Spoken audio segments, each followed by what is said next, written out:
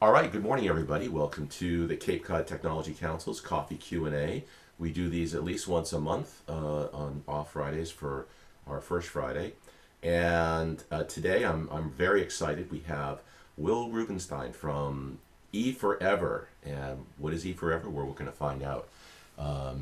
And our moderator today, I'm very excited for this as well, is a former Coffee Q&A guest, Amanda Kaiser from eforeall, eforever, eforeall. Gee, I wonder if there's a connection. So first, before we get started, I just want to introduce Dale Sabigian from Cape and Plymouth Business Media. And Dale is and his team are really helping us out with some of our marketing and getting the word out about some of the great events that we're having, including First Fridays. And I should mention our upcoming First Friday in February. It's going to be on digital inclusion with the executive director of the Marconi Society, a national organization that's working to have digital inclusion be part of the agenda around the world. So we're really very excited about that. And with that, um, Dale, I think you have a marketing tip for everybody. So, Dale, why don't you take that away? I do. Good morning, everyone. Happy Friday. So first, I don't know if this is appropriate or not, but I want to say I had the pleasure of meeting Will and doing a quick promo video. It was actually a lot of fun, which I hate to admit work is fun. I also attended an eForever peer group this week, and I highly recommend it. Great group of folks, great organization. Really, really appreciative to be a part of it. So with that said, in marketing, we talk about keeping top of mind with our customers and our colleagues. And a great way to keep top of mind with these colleagues or your centers of influence, whatever you want to call them, is to invite them to attend an event which may interest them. So an example of a great event may be a Cape Cod Technology Council event. Did you know that studies show Cape Cod Technology Council events stimulate brain cells and can increase your quality of life by as much as 43%? That's a true fact. So, and that's my tip for 2021. Get those brain cells moving and spend quality time inviting your friends to a great event. Well, Dale, thank you so much. And I'm really looking forward to the research that led up to that data. It's Um, a We got to sealed get that file. 43% up. Great. Well, thank you so much. All right, so why don't we get started? I'm going to introduce Amanda Kaiser and Will Rubenstein. And if you guys, Amanda is going to be our moderator for today. So, Amanda, why don't you take it away? All right, sounds good. So I have the challenging task of moderating Will and myself in a conversation. Since and Bert used the word before everybody got here, we are both loquacious, so this will be interesting to see if we can rein these herd these cats between the two of us. So welcome, thank you for letting me be part of this conversation this morning. My name is Amanda Kaiser. I am the program manager for Entrepreneurship for All. I help ambitious Cape Codders build the foundations of a strong business by connecting them with tools, resources, and mentor teams. And today I am talking to Will Rubenstein. So Will, I have a whole bunch of questions for you, but before we start to dig into it, can you unmute yourself and tell me what give us your 1 minute elevator pitch. What is eForever? What the heck is this thing? Oh, okay. Thank you. Good morning. Just want to thank Robin and Dale, especially. I'm glad to be here. Excited to talk interactively. Yes, interactive. And so I'm Will, and I am the community director of eForever. And some of you might know me also. I'm the co-owner with my wife, Sandy, of Camp Wingate Kirkland, an outdoor education center, day and overnight camp in Yarmouthport. I'm based here.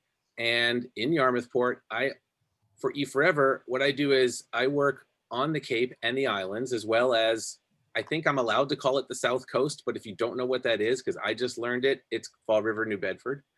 eForever's monthly peer-to-peer groups, which are professionally facilitated by a former small business owner, they reduce loneliness and they increase support for small business owners. We started in Pittsburgh 6 years ago as the Mansman Foundation, you know, with the commitment to really support underserved and under-resourced small business owners in that region.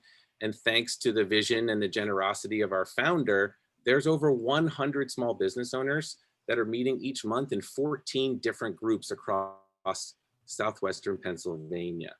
So like 10 months ago, we formed this really cool strategic partnership with eforever, and now we're partnering here, the South Coast, beautiful Worcester, as well as Lowell Lawrence. So that's the brief stuff. Was that helpful, Amanda? That was great.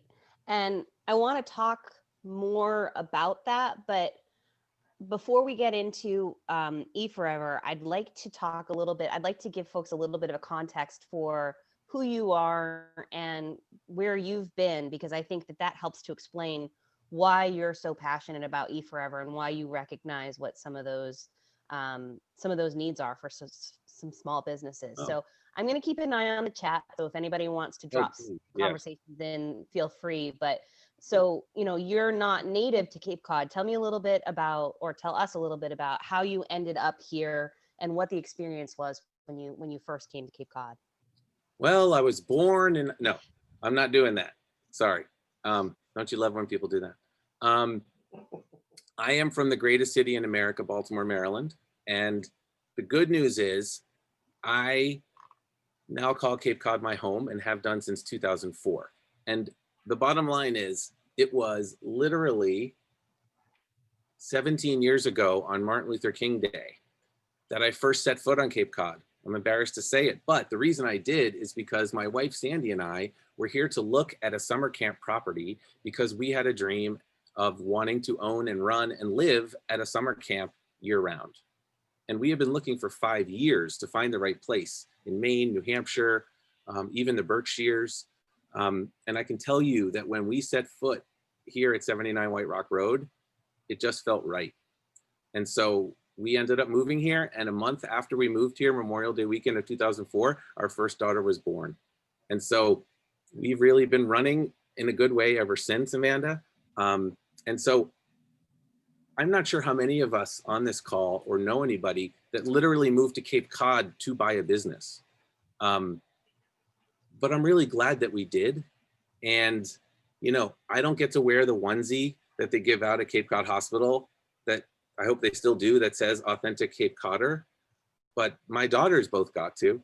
And I will say that moving here and not really knowing anybody, we've just been really fortunate that this is a welcoming community. It's a caring community. And if you're willing to put the work in and not be a stick in the mud, it's a great place to be.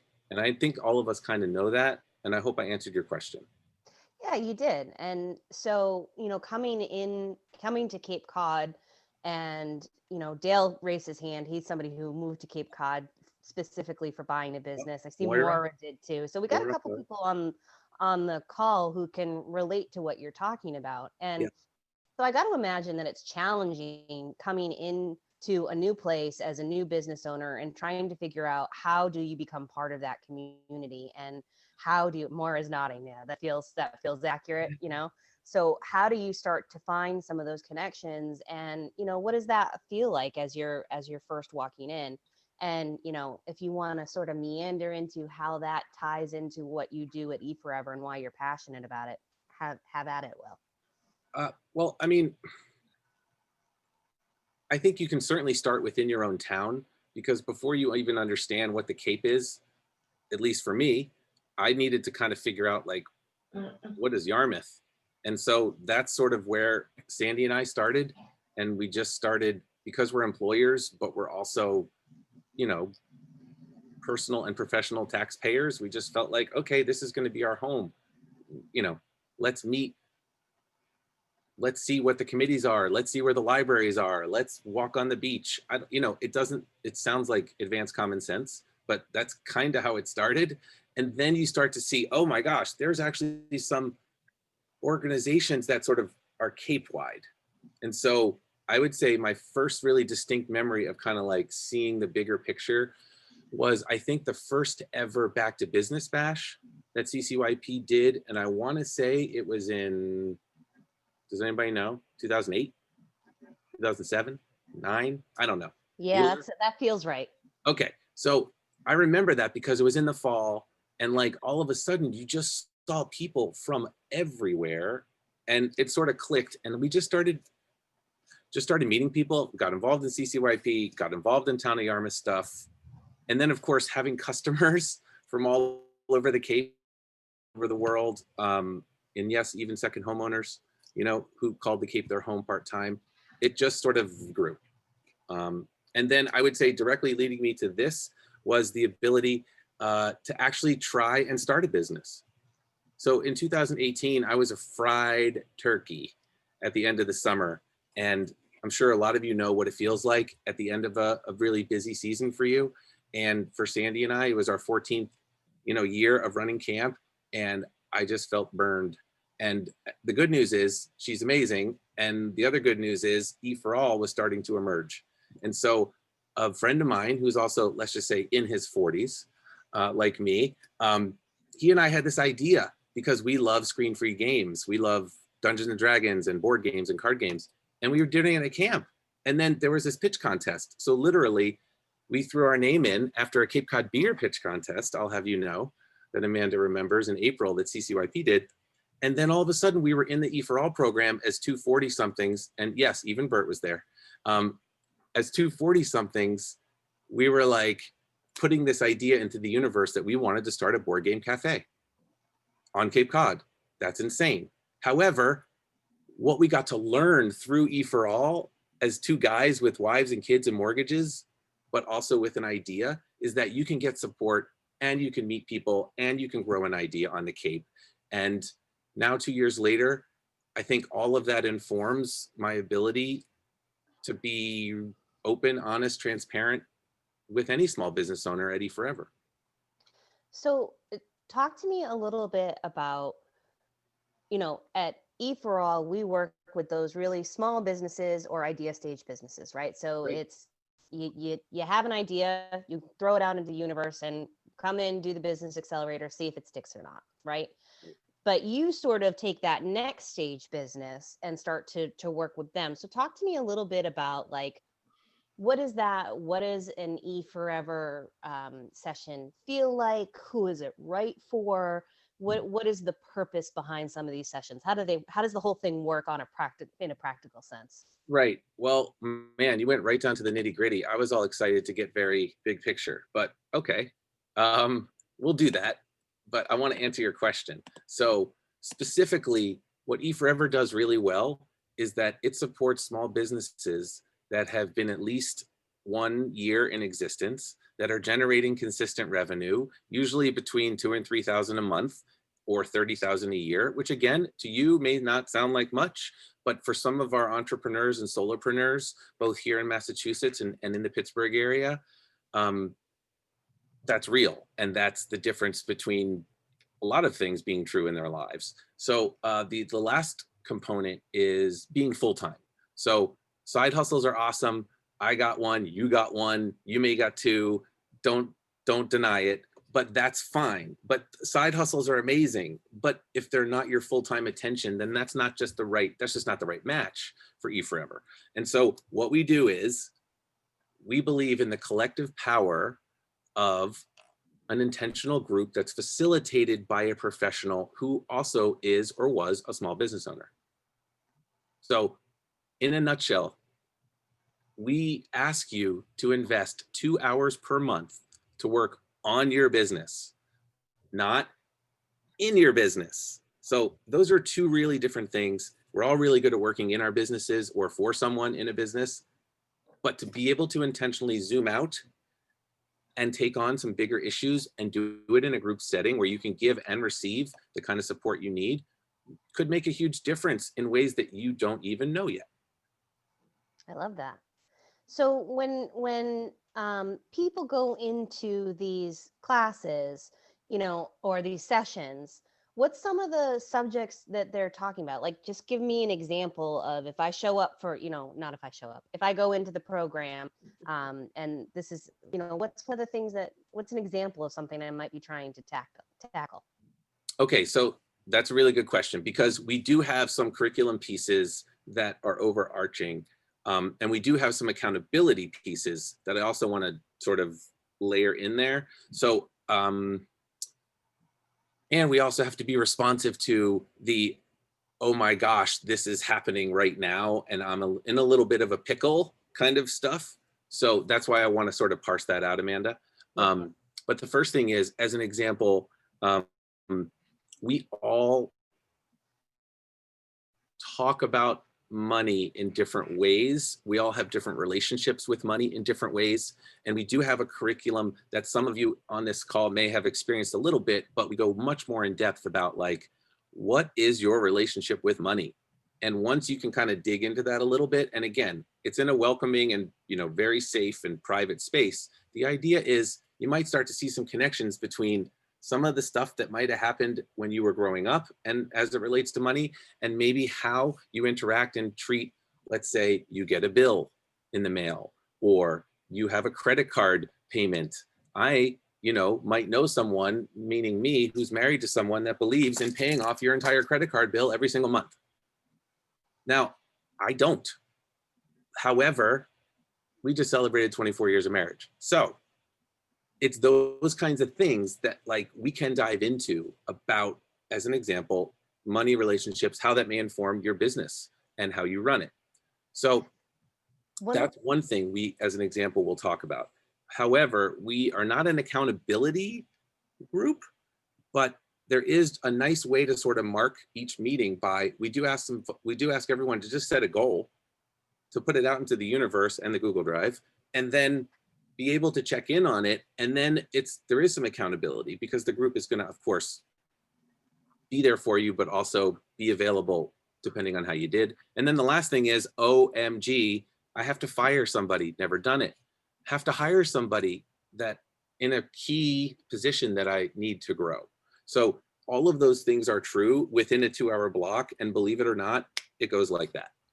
And one of the things that I found really interesting as you and I have been working through this is, you know, when we're talking, you know, when we start this whole process, we talk about the skill building and the specific tools and resources that we want to provide. But one of the things that's really interesting that I don't think gets talked about frequently is the emotional piece of it, right? We all have personal investments in our business. It's a reflection of us, of who we are. And so having an opportunity to sort of talk about some of those things in a safe space actually really matters. Now, Will, are you the one who facilitates it? Is it someone who facilitates these meetings? Does it That's change? a good question. Yeah, and I'm glad, Carol, thanks for asking that question. So right now we are meeting virtually. And because of that, we have a facilitator for our Massachusetts groups who is based in Pittsburgh. And she is a former small business owner that ran a marketing and advertising company in the Pittsburgh area. And until we decide as an organization, as well as with our members, that we're going to meet in person, she is going to be our facilitator. Her name is Andrea Fitting. When and if we get to the point, and hopefully it's a when, and hopefully it's in 2021, when we start meeting in person, we will look for and reach out to and engage local facilitators, perhaps regional facilitators.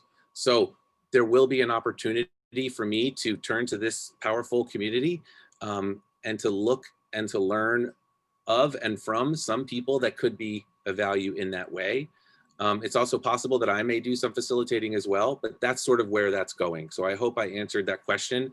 Yep. But Carol, specifically, once we get a facilitator, we want that person to stay consistent Thanks. forever. No, it's not forever, but you get it. You're welcome. I hope I answered your question. Yep. So Will, we've talked a little bit about the nitty gritty and all that good stuff, but I want to ask you a little bit more of a fun question now, which is, why the heck are you doing this? What is your favorite part about this role? What is it that you're actually like, I want to see, I want to just answer the question. Well, okay, I'll answer the question real quick. I'll start with this headline, and you're going to hear it. And if you haven't heard it, you're going to hear it now, and you're going to hear it again. Silos are for farmers. Did I get your attention, Bert? Kidding. What I'm getting at is what I love and what I hope I shared about when I first got here in 2004 versus where I am now, and where I think Moira and Dale and other people can recognize is if we don't look at Cape Cod as a region, as somebody said, that's 4 inches deep and 40 miles long, if we don't look at it that way and instead choose to look at it as 15 town silos, then I'm not sure that we're going to get as much done as you want. Having said that, there are so many of us, including these nice folks on my little, as well as people who couldn't be here, that understand that collaborating and working together on businesses, for businesses, to support businesses is the way to lift this entire region. And I'm also talking, yes, there is life over the bridge. Yes, there is a thing called Southeastern Massachusetts. That is true as well. So we form our groups, Amanda, intentionally because we want to collaborate and we want to, from a community-based perspective, form groups of entrepreneurs so they can collaborate. And then the more you form these groups, the more you can just seed the idea that, yes, it's weird, yes, it's scary, but yes, it's also awesome and okay and totally needed. Does that make sense? It does. And we're almost at the end of our 30 minutes. So Yes, I know. It's I just want horrible, to but let we folks did it. know, if you have something that you want to jump in, Mhm. feel free. But I'm just going to say one of the things, when I saw that you got hired for this role, Will, I was really excited because for me, I think this is so much about community building and about those connections and all the ways that we, like you said, we lift each other up. And you have so much that is in your experience of building community, whether it's from camp, whether it's from Big Brothers, Big Sisters, whether it's from your volunteer work. So, I saw that when I saw that this was the role, you were filling this role, I was really excited because, like, just on a personal level, I know that you get how important this is for all of us, not just for the people that we're helping, but when you put that out into the world, it's amazing how much of it comes back and how much of it turns into something that helps yourself as well, just by reaching out and being part of that community and building that community. And I Yeah. love Brian. Yeah, Brian asked a great question, Yeah. but could I answer that question in just a minute? Sure. Because we only have a couple minutes left and I really did want to throw out one little interactive thing that I think could be helpful. Is that okay? Yeah, absolutely. So I just wanted everybody to just take like 15 seconds and think about yourself if you're an entrepreneur, or maybe, well, you definitely know somebody that, or care about somebody who is an entrepreneur. And so if you can just like think of that person, awkward silence. Okay, let's say you got that person in mind. So I wanted to then think about that person and think, do they have a challenge? Do they have a pain point? Have they said something or complained about something in the last 3 weeks since New Year's Day about their business? And if you don't mind, as you think about those pains and you think about those challenges, could you share them in the chat? And I'm asking you to do that for a reason, because, so why don't we just do that for a sec? So you know somebody, you are somebody, you've had a challenge or a pain in the last couple weeks. And again, this is not a graded assignment. So thank you, Moira. Great. So right now I see how to grow, find the right employees, get people, and I assume you mean, Dale, also employees or anybody, right, to stay focused on moving forward. And being spread out too thin. Yes, and yes, and yes. Thank you, Rob. And the very classic and never gonna go away from Henry, how to find customers. And yes, certainly, thank you, Robin, how to market your business in the middle of a pandemic. And Brian, thank you. Oh my God, they're just flying in. Staying relevant and top of mind, which connects to Dale's tip, how about that? But is also an ongoing issue. So thank you for that, Amy. I'm sorry, Brian. And the last one is how much time to devote to networking groups on Facebook and how much time to do business. So everything in that list is 100% authentic, is 100% real. And I would also like to say to all of you is 100% normal. And I'm saying all of this on purpose because now the next thing is, well, like whether it's the one you suggested or one you saw, could you take 15 seconds and just think, how could I start to fix it? How could I even talk about it?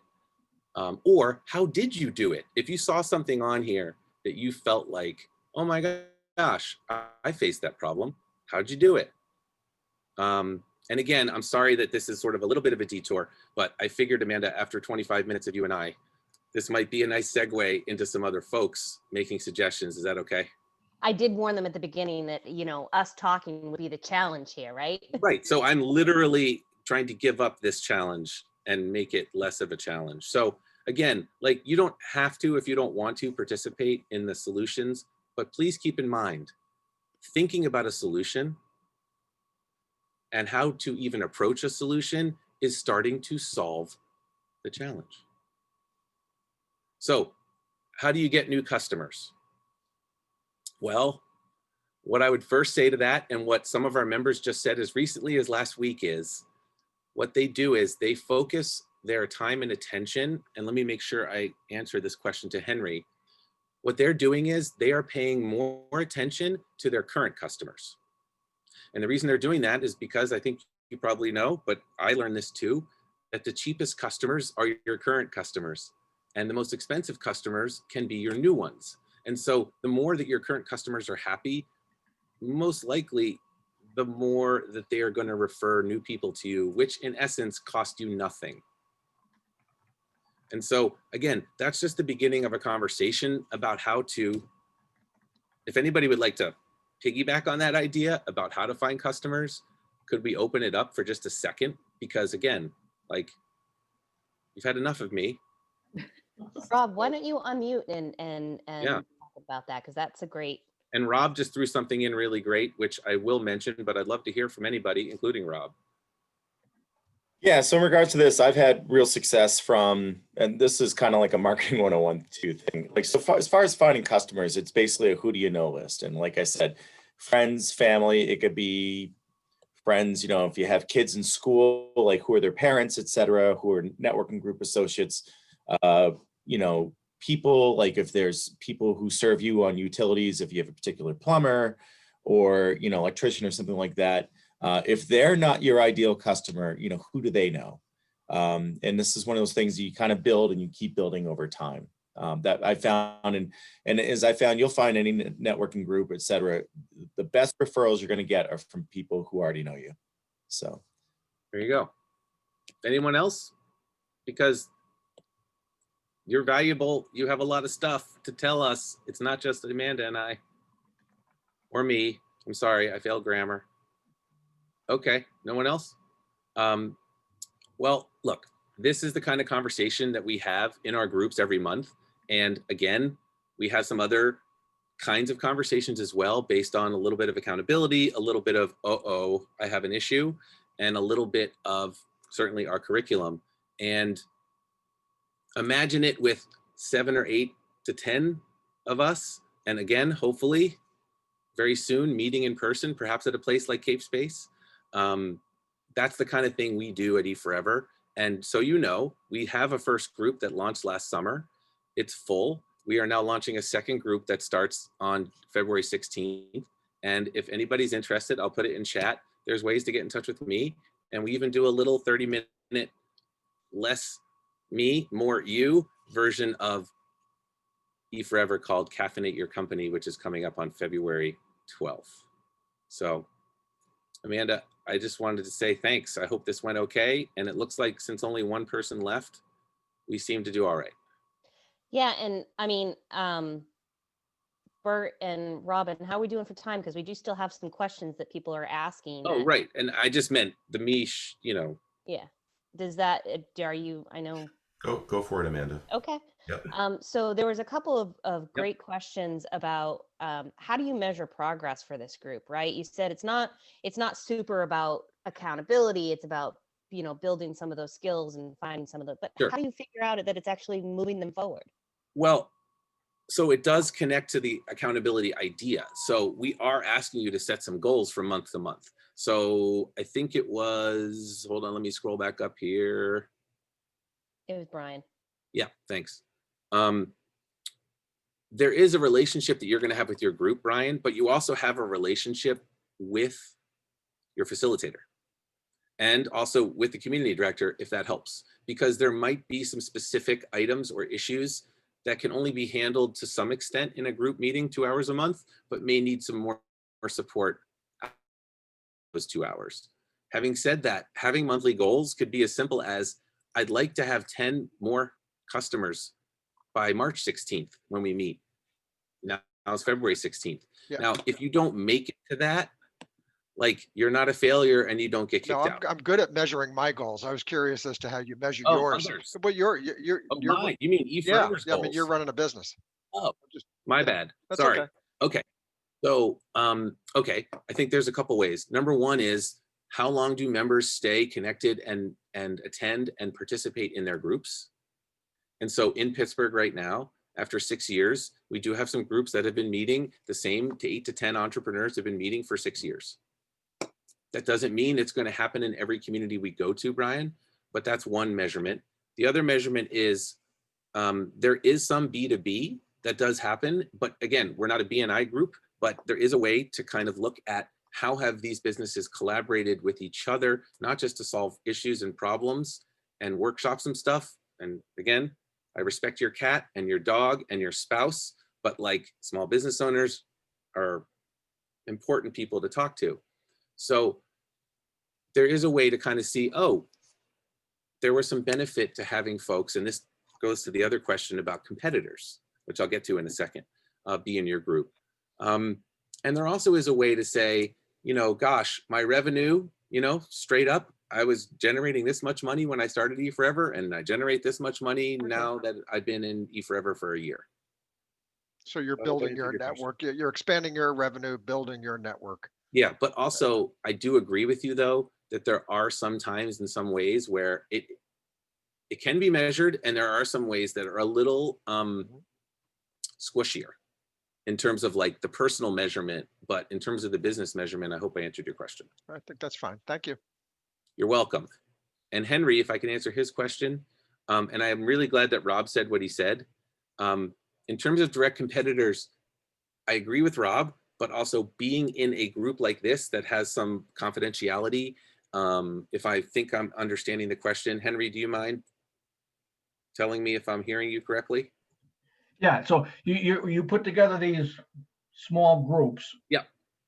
And do you ever run into a situation where you've got two people or two companies that are really direct competitors with each other? Well, let's just say we try super hard to avoid it. That's first. Yeah. And so it isn't an issue, because what we try to do, and it does require some patience for some folks, is we don't want competitors in the same group, but that also means we have to be careful, because we only start groups when we start groups. And Right. so there might be a time gap between when someone who does something similar or very close to, if not competing with, an existing group member may have to wait, unfortunately, until we launch another group, or there's space in a group that doesn't have a direct competitor. Smart. Okay, that makes sense to me. And we also hope that we will, on the front end, be looking at that issue. That doesn't mean we're perfect though, because we are human. So I'm glad you asked that question. So we're a little over time here, Will. So I think we'll let people go for the morning. But one more time before I throw it back to Bert, tell me about Caffeinate Your Company, when it is and what it is, real quick. All right. It's just like this, except it would be over already. No, basically what it is it's a 30-minute opportunity to meet in a group, and it's run by a facilitator, not me. And by the time it's over, you will do an exercise where you will work on your business. That's it. And when it's done, if you like it, you'll say, gosh, I like this. I think I want to do more of this. And so I put a Zoom link in the chat. It is 30 minutes. If you like it, you might stick around for a few minutes to meet some other folks, and we'll still send you the list of who is there. But it's a way to get a little taste of like, what is this thing? In addition to what you just did for the last 37 minutes. Thank you, Will. I hope that was Bert, helpful. Thank you for letting us take over the Brady Bunch boxes. We appreciate it. yeah. Would you like control back now? Well, and Bert Eldon asked a question. Go for it. Is it okay if I answer it? Go for it. So Eldon, we have a mix of solopreneurs as well as folks that have employees. We have what I would call geographic diversity. So we have business owners from across the Cape. So we have retail stores, we have service providers. I hope I'm answering your question. And Dale was kind enough to talk about the disc profile, which is really fascinating. Yeah, I was wondering if you're seeing tech companies of any kind.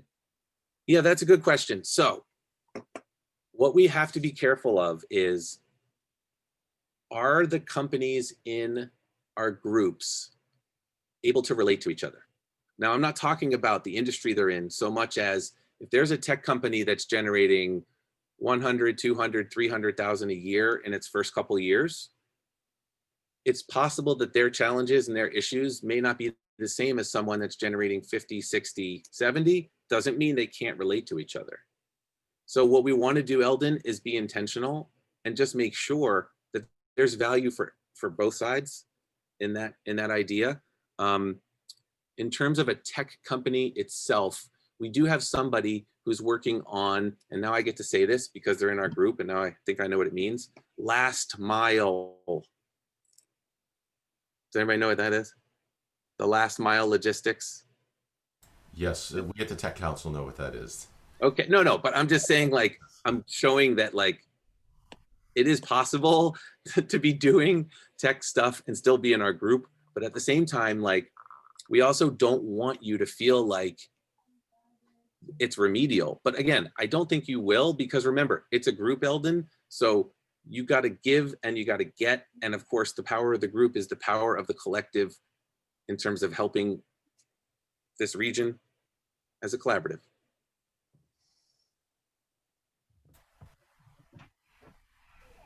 Awkward silence. Okay. Thank you, Will. So thank you. Thank you again. Thank you to Robin. I just wanted to say that Cape Space, the first time I went there was when I went to the pitch contest, and I think it's awesome. And It's so should been you. love ever since. Yeah, that too. Platonic love, yes. Will, So thank you again for inviting me in, and thank you, Amanda and Bert. yeah, Will, thanks so much. This is great news. I'm going to have you send me an email with details on the Sure.